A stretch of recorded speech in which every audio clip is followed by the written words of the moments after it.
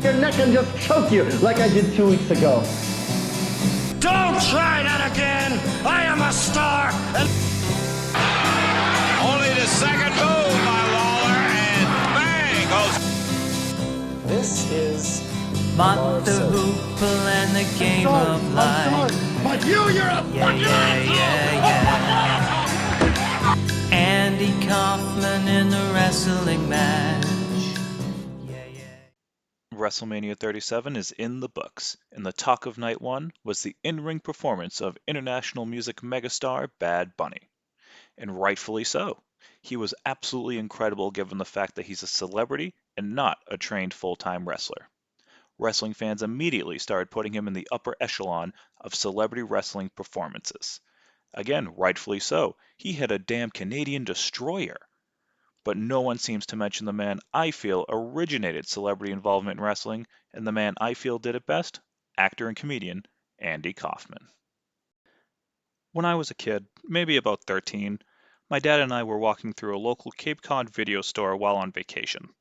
In the bargain bin, I saw a tape that was unmistakably a wrestling tape. It was Andy Kaufman, I'm from Hollywood. I only had a faint memory of seeing Andy in the Lords of the Ring videotape that I had back home. So, after my dad explained a bit about Kaufman being a comedian, and on TV, and dabbling a bit in wrestling, we decided to buy it. That was my first exposure to Andy Kaufman, pro wrestling heel.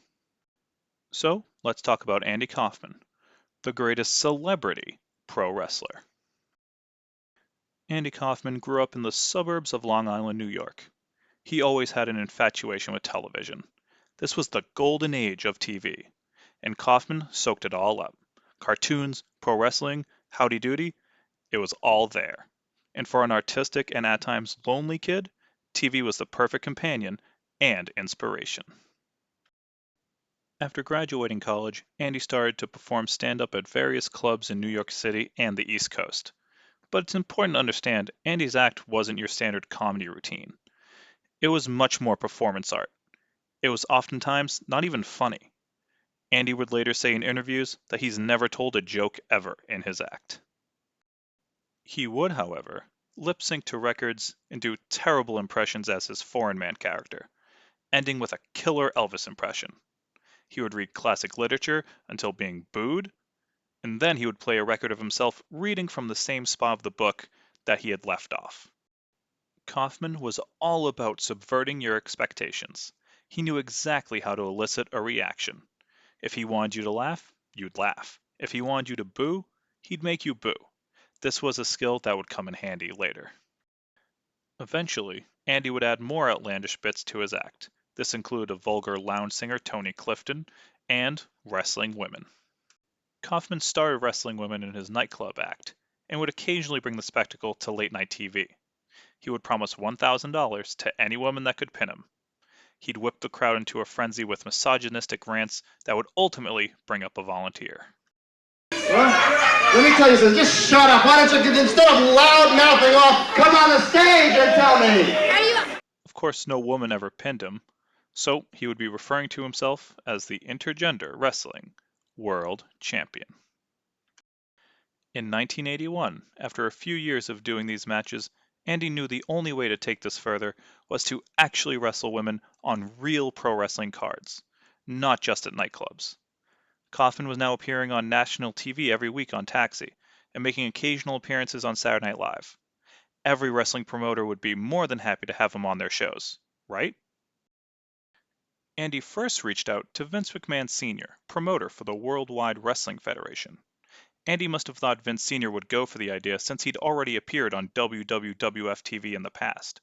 But McMahon turned him down. Vince viewed what Kaufman was doing as a sideshow.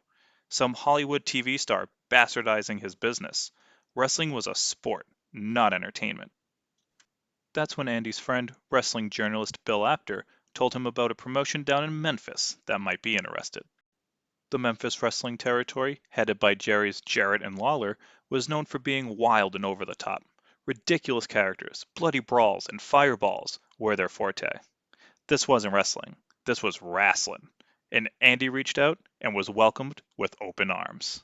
So later that year, Andy showed up at the Mid-South Coliseum and challenged women from the audience. The women were believed to have been plants by some and actual fans by others. But Andy, as he had in the nightclubs, ranted about women being inferior to men and that no woman could beat him. And none did. Kaufman would come back every couple of weeks and do the same thing. At the same time, Jerry the King Lawler would give interviews on the wrestling show telling Kaufman that if he was a real man, he'd fight him instead of women.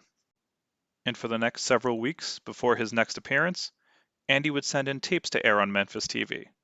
These promos are absolute god tier of being a heel.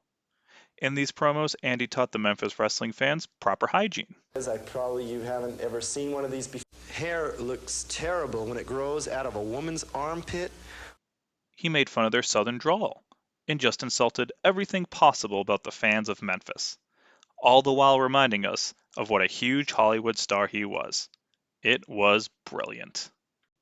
These promos, along with Lawler responding on TV, generated so much heat for Andy's next appearance. Fans were ready for Kaufman to get his ass kicked.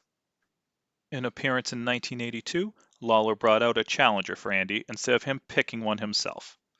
This woman was much larger than Andy, and any woman he'd wrestled previously. Kaufman cheated to get the win, but was met with a punch by Lawler straight to the jaw, supposedly breaking it. Lawler again challenged Kaufman, and after several threats of a lawsuit with friend and collaborator Bob Zamuda portraying his attorney, Andy agreed to a match. April 5th, 1982. Jerry the King Lawler finally gets his hands on Andy Kaufman one-on-one in a sold-out Mid-South Coliseum. Lawler toyed with Kaufman for a bit, allowing him to get on a headlock. Once Andy was good and overconfident, boom, Lawler dropped him with a back body drop, with Kaufman landing right on his neck. After some encouragement from the crowd, the King picked up Kaufman and dropped him with a piledriver, a move that at the time was illegal, so Lawler was disqualified, and Andy Kaufman wins the match.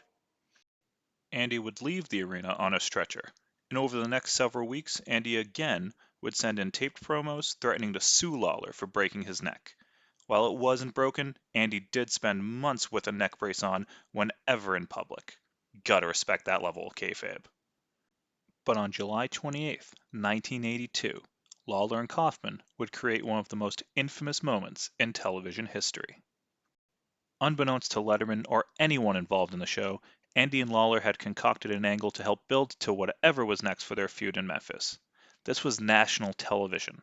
Why the hell wouldn't you try to do an angle on the show?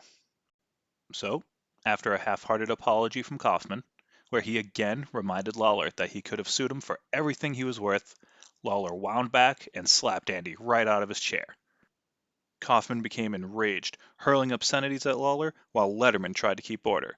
Andy then threw some water at the King and ran off. They had pulled it off perfectly, but Letterman's producers and Kaufman's management were pissed. Andy, as usual, may have felt bad, but ultimately he got a reaction. So did he really feel that badly? And for over a decade, no one knew fully whether or not this stunt was real or staged. Kaufman would continue to dabble in Memphis wrestling throughout 1983, even teaming up with Lawler for a time, only to turn on him in typical slimy heel fashion.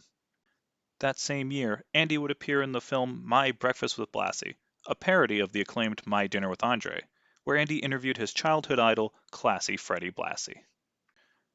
In May 1984, Andy would pass away of lung cancer. Though Kaufman had been in failing health for months, there are many that believe it was just another Andy Kaufman high-concept bit, that he faked his own death simply because he could, because people would react. So maybe Kaufman is still out there, laughing at all of us. Andy's legacy was immortalized in the film Man on the Moon, starring Jim Carrey. A great movie that did a wonderful job portraying this part of his life. In my opinion, when we compliment a celebrity for putting in real effort to being good in the wrestling world, we have to thank Andy Kaufman. Andy dedicated so much time and energy to becoming the best bad guy he could. He wasn't afraid of it. He wasn't going to pretend to be someone he wasn't, some tough guy. He took a perception that fans had of him, that he was an annoying New York celebrity, and turned that up to 11. He was the first celebrity to wrestle at this level, and I think the best celebrity to ever do it. Thank you, Andy. If you believe they put a man on the moon, man on the moon. If you believe there's nothing up their sleeve,